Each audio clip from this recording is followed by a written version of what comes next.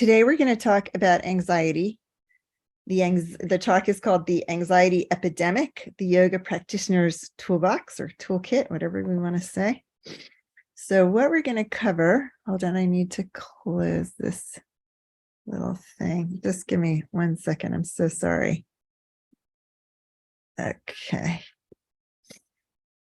Okay, so what we're going to cover today is, first we're going to talk about anxiety, what it is, the different types of anxiety, symptoms, causes, etc. And then we're going to talk about the anatomy and physiology of anxiety, how it lies in our body. Then we'll have a breakout rooms once we've discussed a background on anxiety. And here's the question, you're going to get it ahead of time, but we'll remind everyone a bit later. What changes need to happen on the planet to reduce the anxiety that people are feeling? So that's going to be the breakout room discussion. And then we'll come back and talk about treatment. So now that we know about anxiety, what do we do about it? And what in particular yoga can offer, as well as other adjunct therapies. Okay, so here we go. So what is anxiety? Probably you all have an idea, but it's that excessive and persistent worry about everyday situations. We can have a fast heart rate, increased breathing, sometimes sweating or tiredness. And of course, anxiety is normal in a stressful situation, like rushing to catch a bus or speaking in front of people or taking a test.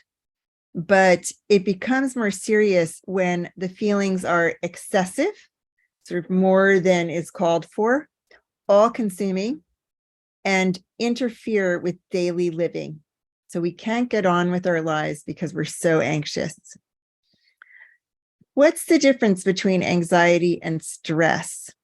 So people under stress experience some of those same symptoms: irritability, fatigue, digestive troubles, difficulty sleeping. But with anxiety, again, it's persistent, it's excessive, and it doesn't go away when the stressor is removed. So with stress, we're running to catch that bus and we feel stressed, and we get on the bus and we can relax. With anxiety, we get on the bus and we're still feeling uncomfortable, pumped up, sweating, our heart's going, right? So it's persistent. It won't go away. Okay, so what's the difference between anxiety and having an anxiety disorder? This is important because you might just have a bit of anxiety, and that's, again, relatively normal, even if it's not quite how you want life to be. So we worry about money, health, family problems, etc. Anxiety disorders, again, it's more than a temporary worry. It's something that won't particularly go away and may get worse over time. So there are several, I'm in New York City, so there are a lot of sirens in the background. I don't know if you can hear them. Anyway, hopefully it's not too disturbing. So there are several types of anxiety disorders. These are the most common types, and I'm not going to read them all. I'm just putting them up on the screen so you get a sense of them. Some of them that you may have heard of are, for example, the last one, which is post-traumatic stress disorder. Probably most of you are familiar with it. So it's after a major stress event or a trauma, people get a disorder, really a difficulty functioning after that trauma. For example, soldiers in a war zone, or kids in a war zone. It doesn't even have to be, it can be anyone in a war zone. People with family trauma, people who've been in life-threatening situations. Other types include agoraphobia, which is when there's a fear of a panic attack. For example, if you leave home, if you're in a safe environment, it's fine. But once the person leaves home, they get very worried about, or they even have a panic attack. And social anxiety, where people are uncomfortable in social situations, speaking in front of people, that kind of thing. So there are a few different types of, quote, anxiety disorders. Again, you might have some of these things. It only becomes a disorder or more serious problem if it's persistent and if it won't go away. Okay, so what kind of symptoms do people experience? And you all probably know this, and if we had time, I would ask you to write these into the chat, but I'll just run through some of them. So we can feel tense, nervous, unable to relax, have a sense of dread, feel like the world is speeding up or slowing down, and feeling that other people can see how anxious you are. Okay, other symptoms can be feeling anxious most of the time, finding it difficult to relax and control our thoughts. Again, fatigue, difficulty concentrating, muscle tension, sleep disturbances are really common. That's a really common sign of anxiety. Okay, so now some statistics. And if I'm going too fast or too slowly, but probably more too fast, please let me know. Type into the chat or whatever. So how common is anxiety?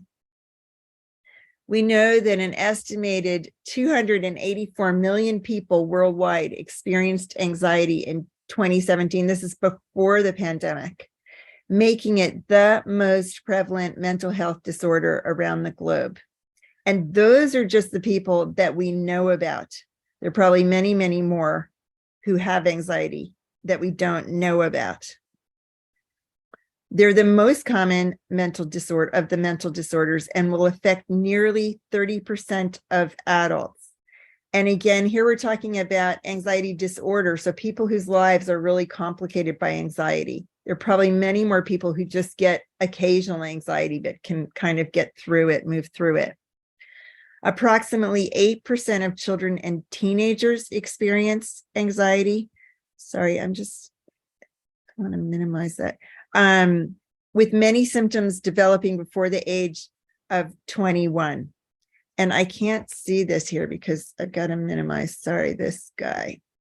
Okay. There we go. There we go. Nearly 1 in 3 adolescents between 13 and 18, that is a huge number, experience some type of anxiety. And nearly 50%, I took the stat from an American journal, but it's probably the same in many countries, of Americans diagnosed with depression are also diagnosed with anxiety. Very often, those two will go hand in hand. So from puberty to age 50, women are nearly twice as likely as, oops, typo there, men to develop anxiety. Nearly twice as likely. So it's much more common in women. Some causes. So it can be caused by a number of factors, including trauma, stress, due to an illness, withdrawal from drugs, family history, etc. Global issues such as fear about climate change, concerns about the environment, economic stress, capitalism, difficulty finding community, time spent on devices. So that's a big one. Time on the internet, fake news, poor diet, junk food, lack of sleep, lack of fresh air or sunshine can also contribute. What about COVID? And actually, I'd love people to write in the chat just briefly here. What about COVID? Has COVID contributed? And the second one I want to ask you about, and you can type your answers into the chat. I don't know how many people are aware of, have read about, or studied attachment patterns in infancy. In other words, how closely attached we are to our primary caregiver. But there's a huge amount of information coming out suggesting that if we don't get good attachment in infancy with our primary caregiver, we can be set up for a life of struggling with attachment issues and anxiety. So let's write and anything else that you can think of that isn't here or anything else you want to mention, let's write into the chat. And I'm going to stop the share for a minute so that I can read everybody's, let's see. Well, maybe I don't have to stop the share. Let's see what you can put in the chat there. Okay. Some stress over COVID in a group, but a lot less than 2 years ago. Yes. Anybody else have any comments about causes of anxiety that I've left out or about any of these causes that I've mentioned? Any other comments? Okay, so we'll move on then. Oh, let me just make sure. Oh, okay, thank you. In Russian orphanages, the babies have lack of thriving without attachment to caregivers. Exactly. So lack of thriving. And as they move into adulthood, this can be a source of anxiety because they've never had that secure, calm attachment with a primary caregiver. And they can be internally quite anxious. So, okay, any last comments before we go back to the slideshow? Okay, we'll go back then. Oh, there was one. Okay, can you read it? Unknown about the future, which is kind of, I was going to say the same thing of a related thing. There's always, our finances, right, in one form or another, is often a fear or absolutely. Finances and that uncertain future. And then also artificial intelligence. Really nice, Krishna Prema. Yes, that's making people really stressed right now. Who knows what to believe? Who knows what forces are manipulating the dialogue, the collective dialogue? Anything more? Okay, I'm going to move on. Thank you. Oh, politics. Yes, it depends which country you're in, but absolutely politics. So probably many of the countries around the globe are struggling, but fortunately there's also some good leaders out there, some ethical leaders. Yes, it's very stressful. Okay, let's move on. And I'm sure there are more that could come out, but I will move on. So let's move to the next slide. Where are we? So here we go. So now we're going to talk about risk age and other risk factors. So anxiety rates, this is interesting, are highest in people under 50 years and get better as we age. And I actually might come back and just ask you guys really quickly, why do people think that is? Why is that? Anything into the chat? Why does it decline as we age? Less anxiety as we age. Maybe because we've learned that we got through all those crises before, so we can probably get through this one. Yeah, I can't find my chat, but anyway, yeah, so that's right. And we just mature a little bit. Yeah, we life starts to perhaps make more sense, maybe. All right, so here we go. So a review from the data found that the median age, this is interesting, for the onset of anxiety is 11 years old. So from 11, children, young people are getting stressed and anxious. Some studies show a peak at 20 to 27 years, while others suggest a peak in the 30 to 44-year-old age bracket. But what we can say is, say, from 20 to 45, those are the years when we find the most anxiety. Other risk factors include urban settings. Again, I could ask, why is that? Does anyone want to comment? You can just jump in. Why do you think urban settings?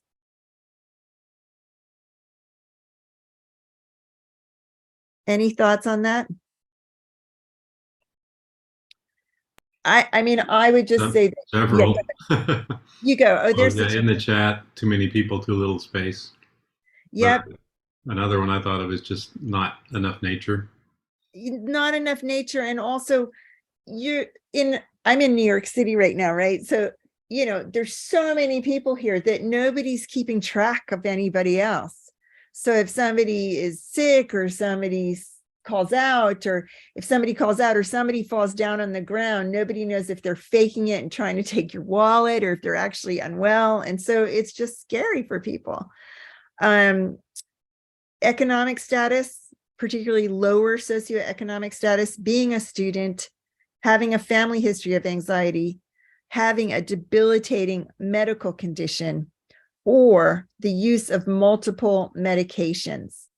And that is very common, actually. People will get on a medication and then take another medication to work on the side effects, and another medication for the side effects of that medication.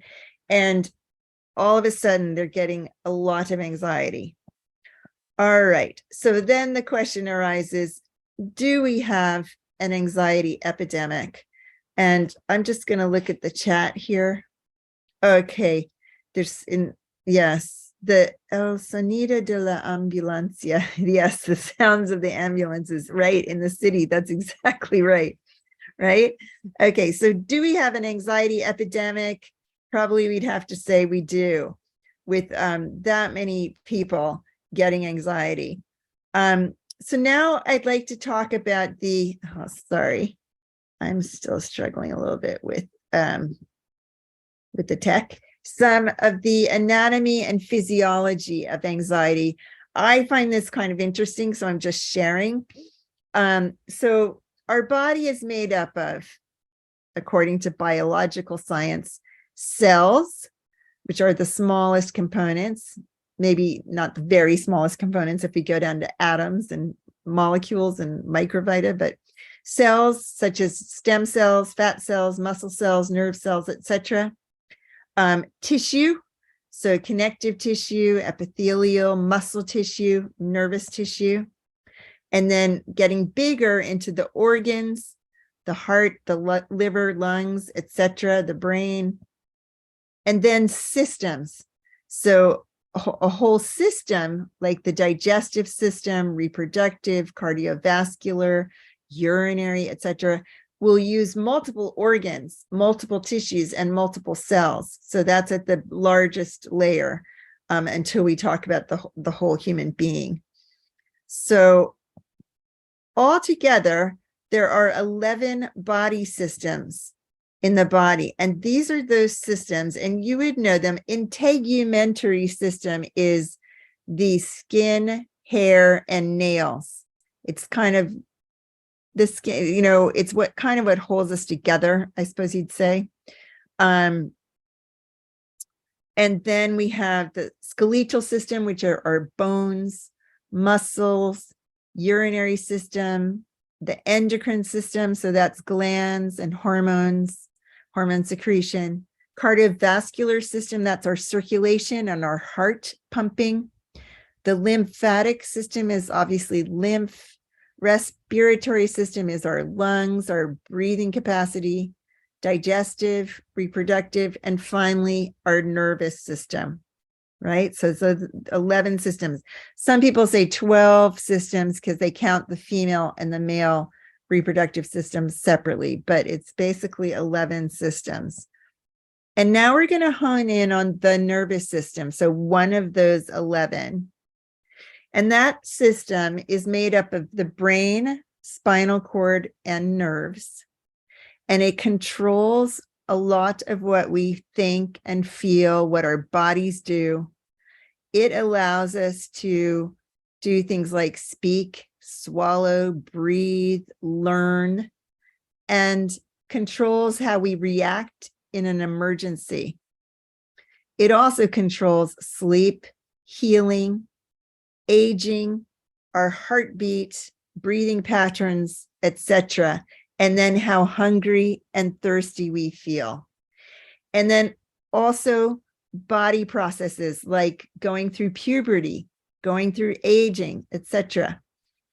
Okay. Anxiety is an issue of the nervous system, the system that we're talking about. And there are other issues, there are other conditions of the nervous system. Insomnia, which is inability to sleep, irritability, mood swings, depression, stress, headaches, all of these, stroke, Parkinson's disease, dementia, epilepsy, and ALS, also known as Lou Gehrig's disease. So all of these are conditions of the nervous system. And so when we want to help, let's say, fix them or make them less debilitating, we have to look at the whole nervous system. Okay, so that's a bit of a review or an overview of anxiety, the causes, the statistics, such as the age of onset, the anatomy and physiology, the symptoms that we experience, etc. So now that we have a little bit of an understanding of anxiety, what's next? So the next thing that we would look at is what we do about it, how we treat it, how we help people with anxiety. But before we do, let's have a little discussion, and we'll go into our breakout rooms if you're ready. So in our breakout rooms, I want to ask the question, what changes need to happen? And I'll put it in the chat for there to be less anxiety on the planet. Feel free to talk then instead of writing in the chat. Well, in our group, we talked a lot about, some of our own anxieties and how it can be all consuming. Even sometimes I was even telling them about, like, I go swimming every day and, I have fear of certain like coral heads and sharks. And I swim every day in the ocean, living here in Hawaii, but once in a while I'll see some shadow in the darkness and I just jump out of the water and my heart is racing, and it's just amazing how quickly it can consume you.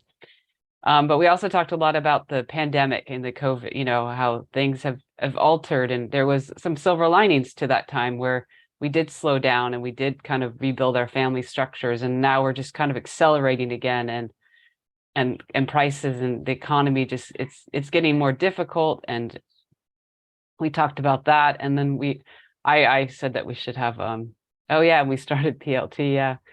I said I working on a project here. We're trying to build a yoga center and a meditation center here on Maui. And I said, I got to look forward. What would be your ideal in 5 or 10 years for the island? So I said, I'd love to see collective meditation to become like a standard practice, because here in Hawaii, there's also a push to have like Hawaiian protocol with everything, so we could intermix the two. So yeah, it was a good discussion.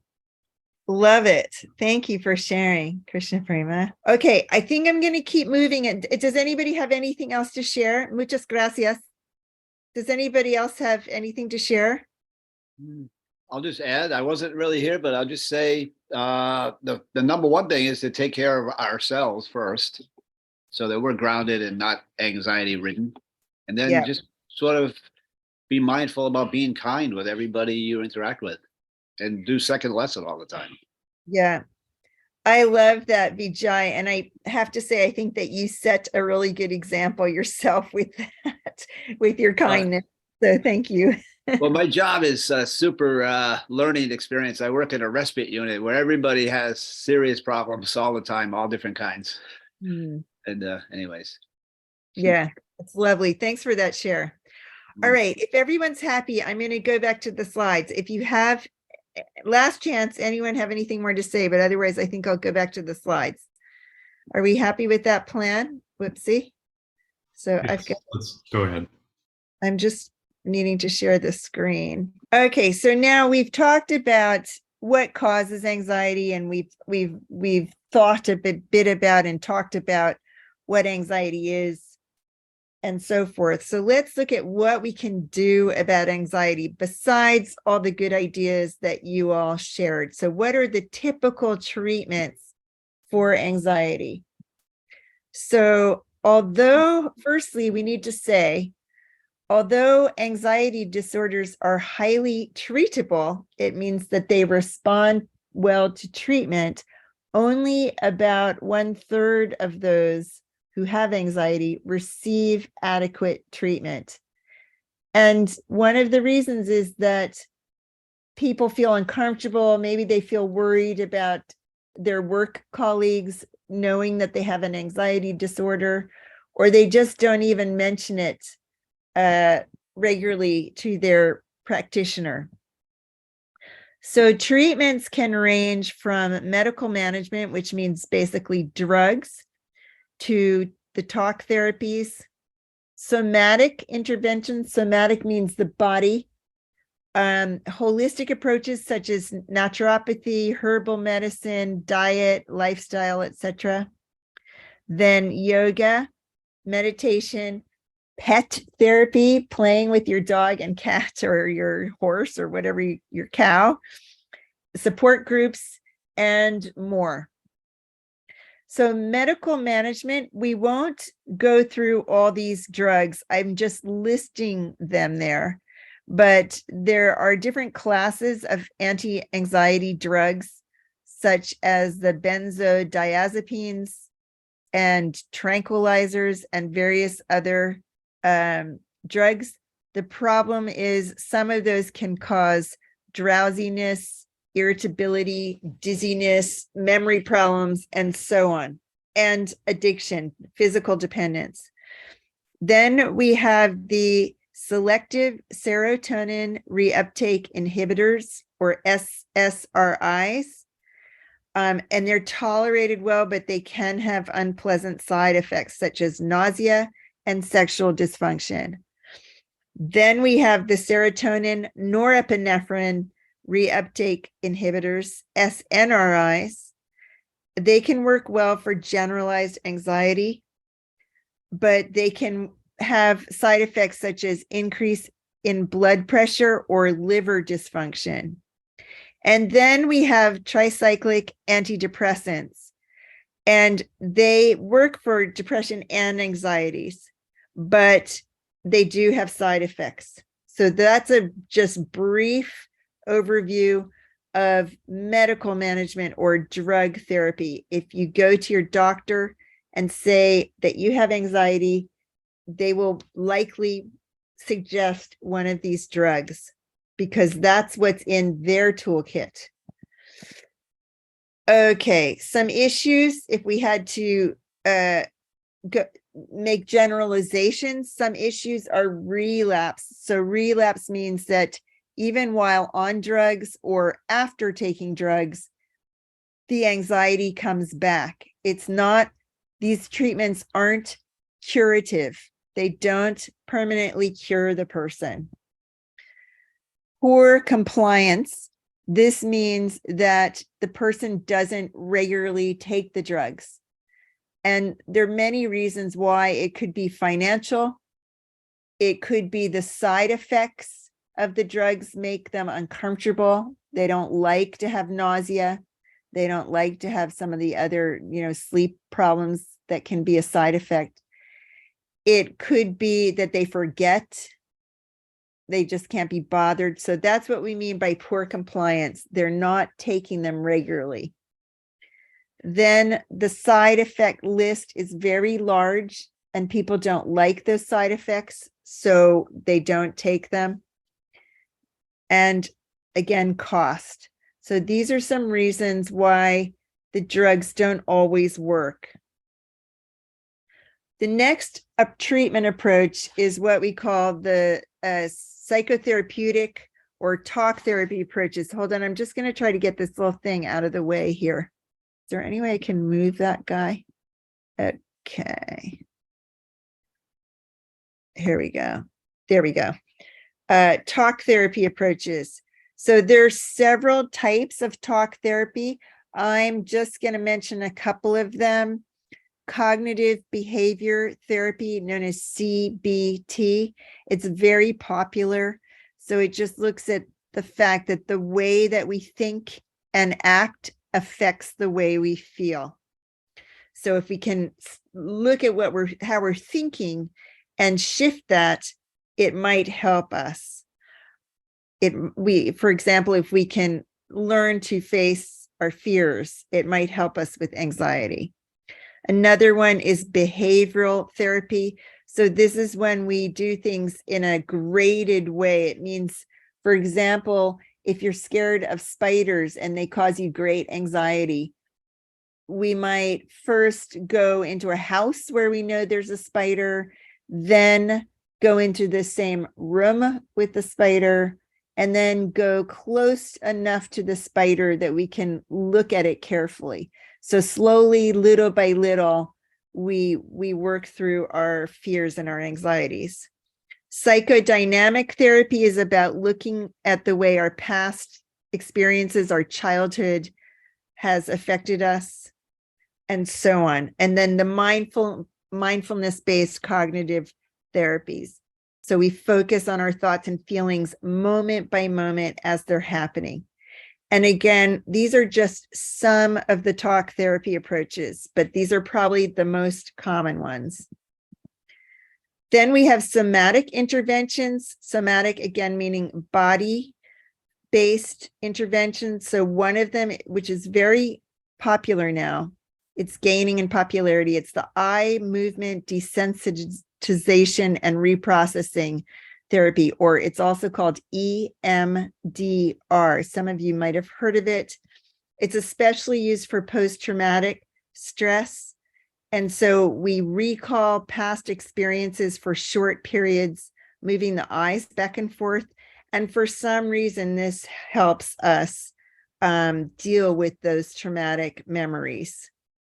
Another one that's also very common is called emotional freedom technique, or tapping. It's also used for post-traumatic stress. I worked in a prison for a couple of years in Australia, and I used this with some of the prisoners that I worked with to help them with their anxiety in prison and when, preparing for leaving prison. I won't try to describe it, but you can look this up online. You can look any of these things up online, but it's meant to help quite a lot. And there are other somatic interventions besides these, but these are probably the two most common and effective ones. Then we have complementary medical treatment. So these include herbal medicine, or herbal medicine, as we say in the US. So these are the typical herbs for working with anxiety.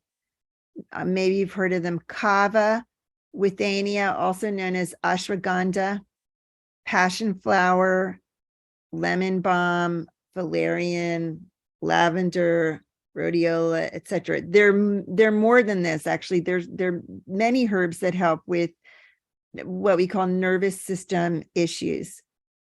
Hold on, I'm going to look and see what's in the chat. Sorry, because I can't see it unless I get at. Okay, thank you. Krishna Prem has put in a link about tapping, so that's great. Let me see if I can leave that chat. Sorry, I'm not doing very well with this. I'm going to try to leave it over here in the corner and see if I can then read it while I'm got things going on here. Okay. So complementary treatments, herbal medicine, I just talked about this. I do say to people to avoid self-prescribing. That means avoid trying to figure out which one is right for you by looking online. The reason is because I've been working in the field of natural medicine and herbal medicine for many years. And there are a lot of interactions with medications. There are complexities about using the correct dose and figuring out which is the right herb and when to take them. So it's worth going to see a practitioner who's experienced with this if you want to try these herbal medicines, because you'll save time, you'll save money, and you'll have a much better, a happier outcome. So then nutritional medicine, so particularly certain vitamins and nutrients, help a lot with anxiety. Acupuncture and body work can offer relief. Homeopathic medicine can be very effective. Again, I would recommend working with a trained homeopath because homeopathy is not easy to self-prescribe. There are many remedies and it's hard to know which one. I've just put the list up there: aconite, arsenicum, caliphos, lycopodium, phosphorus, etc. There are a bunch of them. And then, of course, lifestyle. And I say here, get off your phone. we spend so much time on our phones, and it's sometimes, we need to be outside, being relaxed, doing our yoga, enjoying the fresh air, play with our dog or our cat, and have good sleep hygiene protocols. Avoid caffeine, exercise every day if possible, etc. Okay, so other approaches. So I kind of mentioned this, but getting sleep, rest, and exercise, eating well. So eating healthy, fresh, plant-based foods, being in the sunshine, going to see a professional, our yoga breathing, support groups, and doing service.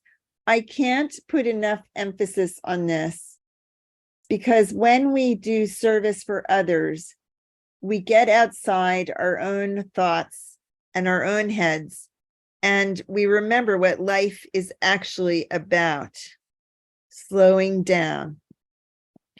Okay, so now we're going to start talking about the yoga poses, and some of those things I've mentioned are already things that are in the yoga practitioner's toolbox, but particularly our yoga poses are helpful for us. So here are some postures that will help us with anxiety. They help us in a general way, but they're also working the adrenals. And I meant to put in a slide about this, but the adrenal glands sit on top of our two kidneys. Our two kidneys are towards the back of our body, sort of in the middle of the back. And right on top of them are little caps, which are the adrenals. And certain poses help by massaging those adrenal glands. Now, this posture also happens to massage other glands, but it does work on the adrenals with that forward and back movement. So Bhujanga Asana, or the cobra, when you look at that picture there of that woman, you can see that bend in her back is gently massaging those adrenal glands right there in the middle of her back on top of the kidneys. The boat or bow posture. So Dhanurasana, it's a great, you can see again that bend in his back is massaging those adrenals. The peacock pose is helpful if you can do it. And chakra asana, again, look at her back. So that's going to massage those adrenals really nicely. And doing poses in a nice order, for example, doing yoga mudra followed by the cobra, you're bending forward and then back. So you're massaging the adrenals from both directions, giving it a really nice, complete massage from both sides. So using a forward bending and a backward bending posture, one after the other, is really helpful. Okay, I think you all know this, but I'm just going to mention some benefits of yoga. By the way, there are probably many other yoga postures, but those are I would say, the most obvious, and several of them aren't that difficult to do, but it's about doing them regularly. So we know that yoga gives us a profound sense of self because we're really connecting the mind and body when we're doing our postures. The other thing about yoga is it can be done at home and it's free of charge. Maybe in the beginning we need to go to classes, but once we learn, we can just do it every day at home without, having to spend money. It gives us peace of mind and inner strength. And we have a sense of self-control. We don't need to take a drug. We don't need to take anything outside of ourselves. It's just using our own body. And we can learn to cherish ourselves through our yoga practice, to really feel good in our body, to feel healthy, to feel like we're taking care of ourselves. Benefits of a class is having that sense of camaraderie. There are other people on the journey of life, and we're taking care of ourselves together in a class. A sense of community can develop. We're looking after each other. We might see each other outside the class and ask how we're doing. A sense of self-control and being like others. I'm not alone. We're all doing this together. Getting support and guidance, but without being imposed upon. And of course, a sense of inner peace. Now, another tool that we have in our toolkit is meditation. So meditation has many benefits, as we know, but we can, in relation to anxiety, we can get a new perspective on stressful situations. We can build skills to manage stress. It helps us learn how to slow down, how to do our deep breathing, how to connect with the earth. It increases self-awareness, and we're focusing on the present.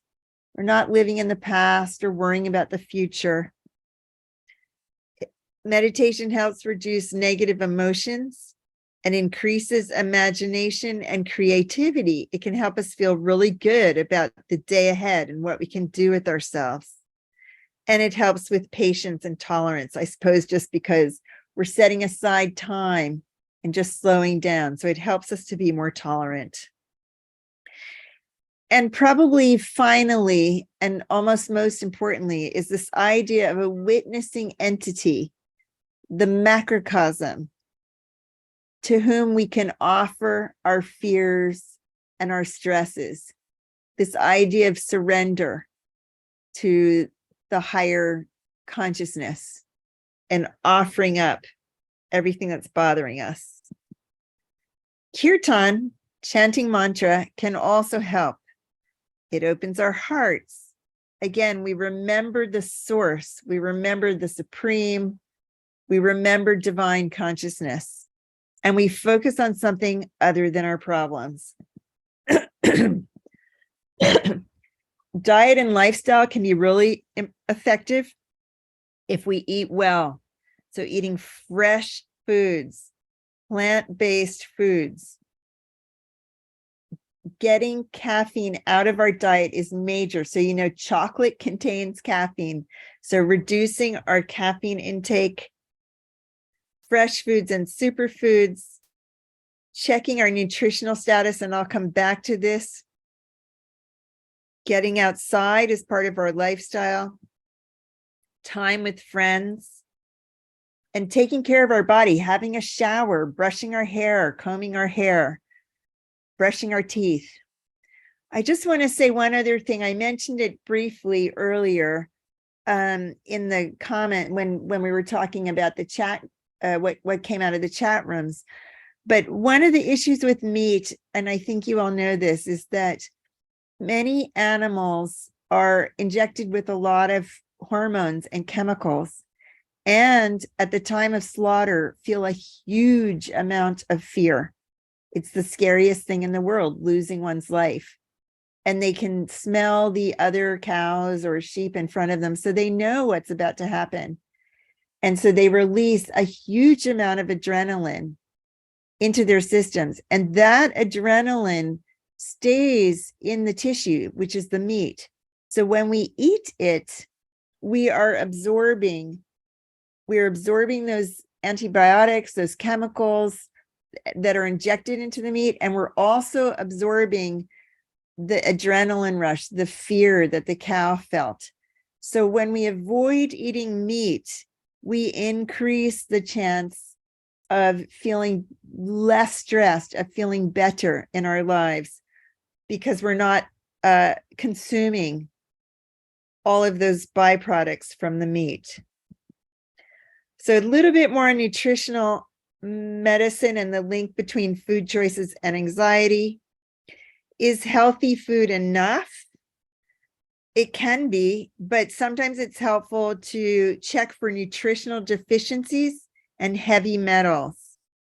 And it's helpful to work with a professional. Taking B vitamins in the morning is known to reduce stress.